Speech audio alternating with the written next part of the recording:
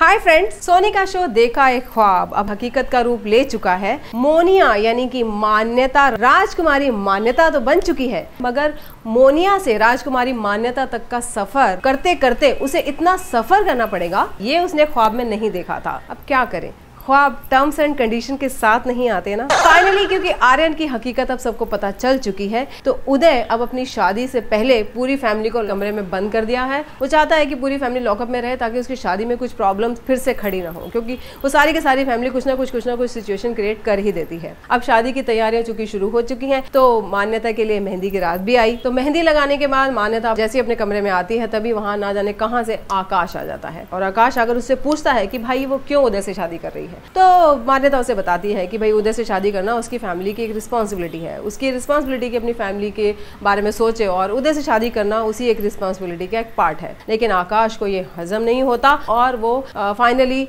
मान्यता को गालियां देता हुआ उसे धक्का दे देता है और मान्यता नीचे गिर जाती है। नीचे गिरते ही उसकी मेहंदी भी खराब हो जाती है और वो उठकर आकाश को कहती है कि तुम आकाश नहीं हो सकते, तुम आर्यन ही हो, क्योंकि आकाश उसके साथ ऐसा कर ही नहीं सकता। वो उसे इस तरह नहीं गिरा सकता क्योंकि वो इतना गिरा हुआ नहीं है। और आकाश तो वैसे भी खाई में गिर चुका है। अब आकाश के डिसअपियर होते ही उदय अपीयर होता है और वो मान्यता के हाथ में लगी मेहंदी देखता है जो कि खराब हो गई है, उस पर उसका नाम लिखा था। ये देखकर उदय बहुत डिसअपॉइंट हो जाता है, उसे बहुत दुख होता है और वो फाइनली मान्यता से फिर पूछता है क्या वो शादी से खुश है। अगर ऐसा नहीं है तो वो उससे जोर जबरदस्ती करके शादी नहीं करना चाहता, मगर मान्यता उसे कन्विंस करती है कि नहीं, वो शादी से खुश है और वो खुशी खुशी उदय के साथ शादी कर रही है। मगर दोस्तों, ये हकीकत तो हम सभी जानते हैं, शादी करना एक बात है और खुश रहना दूसरी बात। जिस तरह एक मयान में दो तलवारें नहीं रह सकती, ठीक उसी तरह से या तो इंसान शादी करता है या फिर वो खुश रहता है। खैर, आप खुश रहिए, आबाद रहिए, यहाँ रहिए या गाजियाबाद रहिए, और देखते रहिए ओनली एंड ओनली